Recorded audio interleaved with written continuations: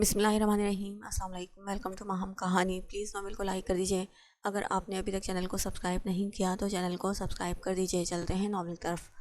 میں نے پریہان کی ڈسٹربنس دیکھی تھی، اتنے دن سے اندر ہی اندر پریشان تھی اور آج یہ ذلت لے کر بیٹھ گئی ہے۔ کتنی تکلیف میں ہے میری بچی، میں نے کیا کر دیا؟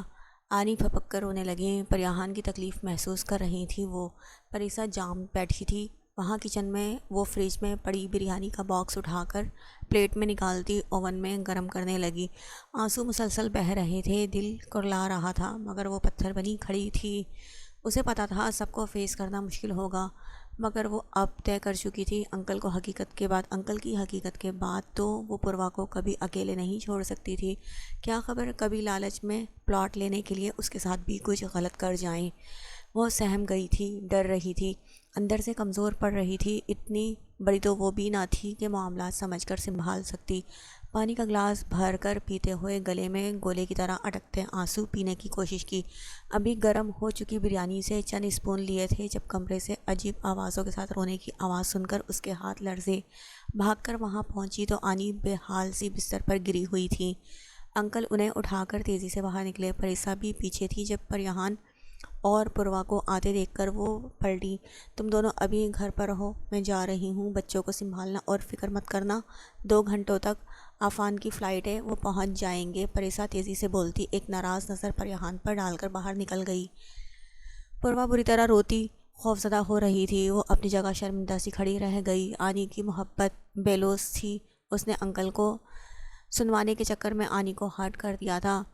انہیں کچھ ہو جاتا تو کبھی خود کو معاف نہ کر سکتی۔ وہ سہم کر زمین پر بیٹھتی چلی گئی۔ وہ کینٹین میں بیٹھا تھا جب کینٹین بوائے نے ایک ڈھیر ساری آئس کریم لا کر ٹیبل پر رکھی۔ اس نے چونک کر دیکھا، ہر پیک پر سوری لکھا ہوا تھا۔ عیسیٰ نے نظر اٹھا کر ایک طرف گھمائی اور پھر ایک جگہ رک گئی۔ سامنے ہی وہ کان پکڑے کھڑی۔ اس نے سر جھٹک کر ٹیبل پر پڑے سامان اور سامنے کھڑی آئرہ دونوں کو اگنور کیا اور اٹھ کر باہر نکل گیا۔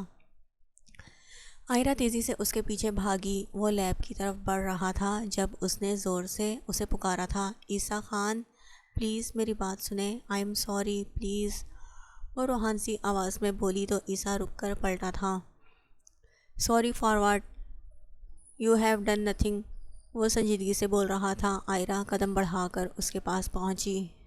بیکاز آئی واز رانگ، اس نے سر جھکا کر غلطی تسلیم کی۔ عیسیٰ کچھ دیر اسے دیکھتا رہا، مطلب جان گئی ہو کہ تم غلط تھی، سمجھ آ گئی نا کہ مجھے بلا وجہ ایٹیٹیوڈ دکھانا اور ذرا سی بات پر نخرہ دکھانا غلط لگتا ہے، وہ بولا تو آئرہ نے شرمندگی سے سر جھکا کر سر جھٹکے سے اوپر کیا۔ وہ مسکراہٹ دبائے کھڑا تھا۔ آئرہ اسے دیکھ کر رہ گئی، مطلب وہ کب سے صرف ڈرامہ کر رہا تھا۔ کیا ہوا اب؟ جم کیوں گئی ہو؟ سمجھ نہیں آئی؟ اوکے کچھ دن اور منانے کی کوشش کر لو۔ وہ کندھے اچکا کر پلٹ گیا تھا۔ وہ ہڑبڑا کر اس کے پیچھے ہوئی۔ سمجھ گئی ہوں کہ آپ کے سامنے کسی بھی غلطی کی گنجائش نہیں ہے۔ آئرہ نے خفا نظر اس پر ڈالی تو وہ رک کر اسے دیکھتا پھر سے بھوکلانے پر مجبور کر گیا تھا۔ شاید یہ بات بھی بری لگی تھی اسے۔ ہاں نہیں ہے مگر مان گیا ہوں نا، جلدی تو کیا چاہتی ہو پھر سے روٹھ جاؤں؟ اور دیکھو میں اس ٹائپ کا لڑکا نہیں ہوں کہ فرینڈس میں لڑکیوں کو ڈسکس کروں، تم میری فرینڈ ہو لیکن لڑکی ہو۔ وہ صاف گوئی سے سمجھاتا آئرہ کو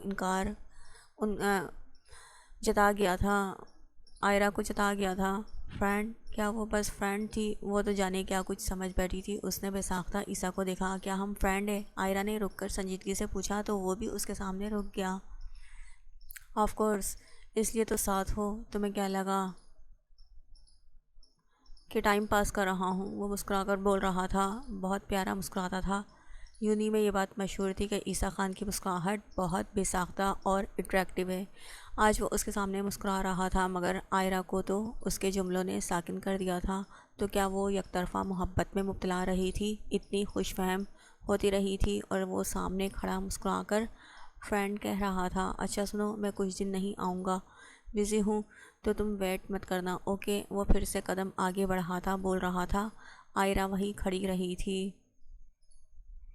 عیسیٰ، اس نے اچانک پکارا تو وہ حیرت سے رکا۔ سنو پلیز، مجھے عیسیٰ خان کہا کرو مجھے اچھا نہیں لگتا۔ وہ پھر سے ٹوک گیا۔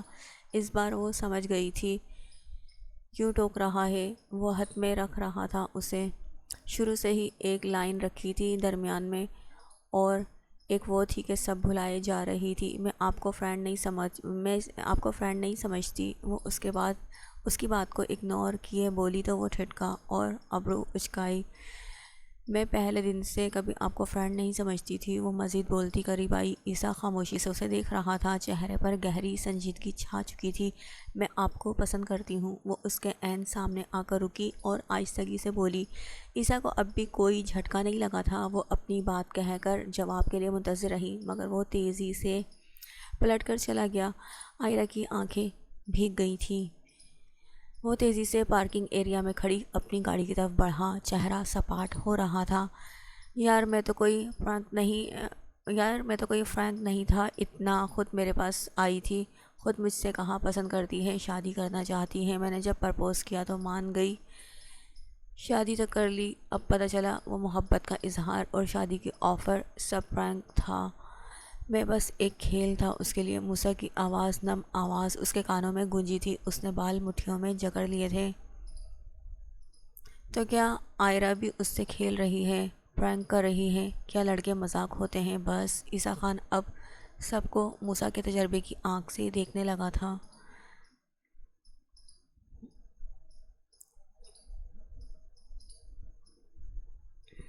وہ ڈاکٹر سے خان زوار کے ڈسچارج ہونے کی بات کر کے خان یوسف کے ساتھ کمرے کی طرف بڑھتا واپس جانے کی بات کر رہا تھا۔ ادب خان سے ساری معلومات لے کر یہ معاملہ بھی سنبھالنا تھا۔ رکو، میں بھی ساتھ چلوں گا تمہارے، تھکن سے برا حال ہے۔ شکر ہے زوار خان اب ٹھیک ہے، وہ تھکن زدہ سے بولے تو اس نے سر ہلایا۔ رات سے ہی آغا جان کو بھجوانا چاہ رہا تھا، مگر وہ خان ہے زوار کے بالکل سنبھل جانے سے پہلے چلنے کو تیار نہ تھے۔ ان کے ساتھ آگے بڑھ رہا تھا جب وہ ایک کمرے کے کھلے دروازے کے سامنے رک گئے۔ خانزادہ نے بھی ان کو رکتا دیکھ کر قدم روک لیے۔ شائستہ، یہ میرے ارباز کی شائستہ۔ آغا جان کے منہ سے یہ جملہ سن کر وہ چونکا اور سامنے دیکھا۔ بستر پر کمزور نڈھال سی جوان عورت تکیوں کے سہارے نیم دراز تھی۔ وہ اس کے ارباز خان کی کلاس فیلو تھی۔ ارباز خان محبت کرتے تھے ان سے، خان یوسف سے بھی ملوا چکے تھے، مگر خان یوسف نے صاف انکار کر دیا کہ وہ شہری اور کمتر خاندان سے کبھی ان کی دلہن نہیں لا سکتے۔ اس بات پر ارباز خان کتنے دن افسردہ رہے تھے، اور اس بات کا ان کے قتل کے بعد خان یوسف کو بہت کلک رہا تھا۔ اتنا دکھ ہوا تھا کہ وہ خان زوار کو اسی طرح شہری لڑکی سے شادی کرنے پر سختی سے روک نہیں پائے تھے۔ آغا جان تیزی سے اس کمرے میں داخل ہو چکے تھے۔ عورت کے پاس ایک جوان لڑکی بیٹھی تھی۔ خانزادہ نے گہرا سانس بھر کر قدم اندر بڑھائے اور دروازے کے قریب کچھ قدم پر رک گئے۔ بچے، کیا آپ نے مجھے پہچانا؟ میں خان یوسف ہوں، خان ارباز کے والد۔ آغا جان نے ان دونوں کی حیرت پر اپنا تعارف دیا تھا۔ شائستہ بیگم چونکی۔ جی پہچان لیا انکل، انہوں نے مسکرا کر پوچھا۔ لہجہ نکاہت بھرا تھا۔ شائستہ بیگم، مجھے معاف کر دو بیٹا، ارباز نے جب تم سے ملوایا تھا پسند کرتا تھا میرا بیٹا اور شادی کرنا چاہتا تھا، مگر میں نے اس کے احساسات کی پرواہ کیے بنا آپ کو برا کہا۔ اپنا بیٹا کھونے کے بعد آج تک یہ خلش دل میں ہے۔ مجھے پتہ ہوتا وہ کچھ وقت کا مہمان ہے، اسے کبھی انکار نہ کرتا۔ وہ نم لہجے میں بیٹے کو یاد کرتے معافی مانگنے لگے۔ وہ چونک گئی۔ جب پہلی بار یونی میں وہ ملے تھے تو کافی سرد اور کرخت مزاج سے لگے تھے، شاید پیٹھ پیچھے غلط بھی کہا ہوگا، مگر آج بہت شفقت سے بات کر رہے تھے۔ مسز شائستہ کو ان کا رویہ پریسا کے سامنے وہ سب بولنا شرمندہ کر گیا۔ وہ ارباز کو بس ایک کلاس فیلو ہی سمجھتی تھی، انہیں فرق نہیں پڑا تھا، خان یوسف جیسا بھی سمجھتے رہے انہیں۔ کوئی بات نہیں انکل، وہ سب گزر گیا، آپ معافی نہیں مانگے۔ وہ خفا زدہ سی بول رہی تھی۔ ایک چور نظر بھانجی پر ڈالی جو خاموشی سے بیٹھی تھی۔ شکر تھا وقار صاحب ڈاکٹر سے بات کرنے گئے ہوئے تھے، ورنہ زیادہ شرمندگی ہوتی۔ کیا ہوا ہے، اتنی کمزور اور نڈھال کیوں لگ رہی ہو؟ انہوں نے اب غور کیا تھا، وہ پیشنٹ بیڈ پر تھیں۔ تبھی نرمی اور شفقت سے سوال کیا تو وہ پھیکا سا مسکرا کر سر ہلا گئی۔ خانزادہ کچھ فاصلے پر کھڑا سب سن رہا تھا۔ آغا جان تو فرصت سے رک ہی گئے تھے۔ جی ٹھیک ہوں، انجائنا کا اٹیک ہوا تھا ان کو، مگر اب کافی اسٹیبل ہیں۔ قریب بیٹھی لڑکی نے آہستگی سے بتایا تو وہ پریشان ہوئے۔ شاید مرے ہوئے بیٹے کی نسبت سے انہیں وہ عزیز محسوس ہو رہی تھی۔ کوئی پریشانی کی بات ہے، کوئی مسئلہ ہے تو مجھے بتاؤ، اپنا باپ ہی سمجھو مجھے، وہ نرمی سے بولے۔ خانزادہ نے گہرا سانس بھر کر ہینڈ واچ میں ٹائم دیکھا اور ایک نظر سامنے اپنے آقا جان کو جو ایک اسٹول پر اب ٹک کر بیٹھ گئے تھے۔ نہیں، کوئی پریشانی نہیں۔ ان کا لہجہ بھیگ گیا۔ پریحان کی پریشانی اب بھی سر پر سوار تھی۔ پریشان کیوں لگ رہی ہو بچے؟ آقا جان نے نرم لہجے میں استفسار کیا تو وہ رو پڑیں۔ پریحان کی ساری پریشانی بتا دی۔ پریسا نے حیرت سے آنی کو دیکھا جو ایک اجنبی بزرگ کے سامنے سب بول گئی تھی۔ فکر مت کرو، جو لوگ پراپرٹی مانگ رہے ہیں ان کا بعد میں کیا بھروسہ، بچی نے تو انکار کر کے اچھا کیا، میں کرواؤں گا اس بچی کی شادی، فکر مت کرو۔ آقا جان انہیں تسلی دلاسا دیتے حیرت میں مبتلا کیے خانزادہ کے ساتھ روم سے باہر نکل گئے۔ خانسوار کے روم کی طرف جاتے ہوئے سوچ میں مبتلا، جانے کیا فیصلہ کرنے والے تھے۔ خانزادہ خاموشی سے ان کے پیچھے چلتا مسز شائستہ کی باتوں کو سوچ رہا تھا۔ خان، ایسا کرو، ادب خان کو کال کرو، اسے کہو جلد شہر پہنچے۔ روم میں داخل ہو کر انہوں نے خیال سے جاگ کر اچانک خانزادہ کو ہدایت دی۔ کیوں، کیا ہوا آقا جان، سب ٹھیک تو ہے؟ روم میں موجود سب لوگ ٹھٹکے۔ خانزادہ ماتھے پر بل ڈالے کھڑا تھا۔ آقا جان بیٹوں کو سارا ماجرا سنا رہے تھے۔ میں نے سوچا ادب خان دیکھا بھالا ہے، ہمارے خان کے ساتھ رہ کر شخصیت بھی سنوری ہوئی ہے، وہ بہتر انتخاب ہوگا۔ آقا جان کی بات درست تھی، سب کو اتفاق ہوا تھا، مگر وہ نفی میں سر ہلا گیا۔ ادب خان کی کیا ضرورت ہے، میں ہوں نا، وہ یکدم مسکرا کر بولا تو سب نے اس سرپھرے خانزادہ کو دیکھا جس کا دماغ پھر سے گھوم چکا تھا۔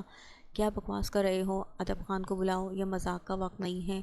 خان یوسف نے اسے ڈپٹ کر خاموش کروانا چاہا مگر وہ سر ہلاتا آگے بڑھا۔ بکواس نہیں، سنجیدہ ہوں، آپ کو کافی جلدی تھی نا میری شادی کی، تو ٹھیک ہے، میں کر لیتا ہوں اس لڑکی سے شادی۔ وہ اس بار سنجیدگی سے بولا، بیٹا یہ وقت ضد کا ہرگز نہیں، لڑکی کو نہ دیکھا ہے نہ جانتے ہیں، جلد بازی میں فیصلہ مت کرو۔ خان عاذر نے نرمی سے اسے سمجھانے کی کوشش کی تھی۔ خان، میں بہروز خان کو کیا جواب دوں گا، صرف اس رشتے کی ضد میں ایسا کہہ رہے ہو نا؟ آقا جان پریشانی سے بولتے اس کے پاس آئے، اپنی جتاتی ہوئی ہمدردی گلے پڑ رہی تھی۔ مدد کرنا چاہتے تھے مگر ایسا بھی نہ تھا کہ اپنی حویلی کے سب سے قیمتی لڑکے کے ساتھ اندیکھی لڑکی کو بیاہ دیتے، مگر سامنے کھڑا وہ قیمتی لڑکا ضد پر اڑ چکا تھا۔ بہروز خان سے کیا لینا دینا، آپ نے تو رشتے سے انکار کرنا تھا، یاد نہیں کیا؟ مجھے پتا تھا آپ ایسے ہی سوچتے رہیں گے اور وہ لوگ انکار سن کر بھی ڈھیٹ بنے رہیں گے، پھر کیا ہوگا، کچھ دن بعد مجھے ایموشنل بلیک میل کر کے آپ شادی کروا دیں گے۔ نو نیور، وہ نفی میں سر ہلاتا بولتا جا رہا تھا۔ دونوں بڑے بھائی منہ کھولے اسے دیکھ رہے تھے، جسے کھڑے کھڑے شادی کرنا تھی، وہ بھی انجان باپ اور انجان لڑکی سے۔ باپ اور چچا نے پریشانی سے آقا جان کو دیکھا جن کا اس ضدی پن پر پارا ہائی ہوا جا رہا تھا۔ دماغ گھوم گیا ہے تمہارا؟ اور کچھ نہیں، بہروز خان کی پوتی کی ضد میں کسی بھی ایری غیری سے شادی کر لو گے؟ ان کے خاندان کا پتہ ہے نہ کچھ، کوئی نام ہی نہیں ان کا۔ آقا جان نے بمشکل ہاسپٹل کا لحاظ کر کے دبی دبی آواز میں اسے ڈانٹا تھا۔ کچھ وقت پہلے آپ اپنے مرحوم بیٹے کو خالی ہاتھ لوٹانے پر نہ صرف دکھی تھے بلکہ معافی بھی مانگی ان سے، اب پھر سے خاندان کی بات مدد کر رہے ہیں نا، تو ٹھیک ہے کریں آقا جان، یا مجھے بھی ایک دو گولیاں کھا کر بات منوانی ہوگی۔ سینے پر بازو لپیٹتا جس بے نیازی سے بولا تھا سب تڑپ اٹھے تھے۔ آقا جان اس کی بات پر دھک سے رہ گئے، اس کے زخمی ہونے کا سوچ کر بھی ان کا دل دہل گیا۔ انہیں جتنا عزیز تھا اتنا ہی بے رحم تھا، موقع سے فائدہ اٹھانے میں ماہر اور اپنی منوانے کی ایک وہی بری عادت جس سے چوکتا نہیں تھا۔ گھر والوں سے مشورہ کرنا سیکھو، یہ اب موجود ہیں، پوچھو انہیں یہ بات دل کو لگ رہی ہے کیا، بیٹھے بیٹھے کسی سے بھی تمہارا نکاح کروا دیں۔ خانی کا سوچا ہے اسے کبھی یہ بات پسند نہیں آئے گی، وہ ناراض ہو جائے گی۔ آقا جان نے ضبط کرتے ہوئے کہا، انہیں سمجھانا کوئی بڑی بات نہیں، انہیں منوانا میرا کام ہے، انہیں منوانا کوئی مشکل ترین کام نہیں، مورے کو میں سنبھال لوں گا۔ اور رہی بات ان سب کی، اس نے بات کرتے ہوئے ایک نظر باپ، چچا اور بھائیوں پر ڈالی تھی جو منہ کھولے اسے تک رہے تھے۔ وہ کسی نے دیکھا ہی نہیں لڑکی کو، تو کیسا اعتراض خود ہی سب کی طرف سے جواب دیتا۔ وہ کندھے اچکا کر بولتا، خان یوسف کا ضبط آزما رہا تھا، بس بہت سن لی تمہاری بات، اب تم اس معاملے سے دور ہی رہو تو اچھا ہے۔ بھی خان عاصر ابھی کال کرو ادب خان کو اور اس سے میرا پیغام دو، ابھی نکاح ہوگا اور طے شدہ وقت کے مطابق 2 دن بعد رخصتی۔ خان یوسف نے روبدار لہجے میں کہتے ہوئے خان عاصر کو حکم دیا۔ اس معاملے میں وہ خانزادہ کی ضد ہرگز ماننے والے نہیں تھے، مگر وہ بھول گئے تھے ادب خان سب سے زیادہ خانزادہ کا ہی وفادار تھا اور اس کی اجازت کے بنا کچھ نہیں کرتا تھا، چاہے علاقے کا سردار بھی حکم دے۔ وہ ناراضگی سے انہیں دیکھتا روم سے باہر چلا گیا تھا۔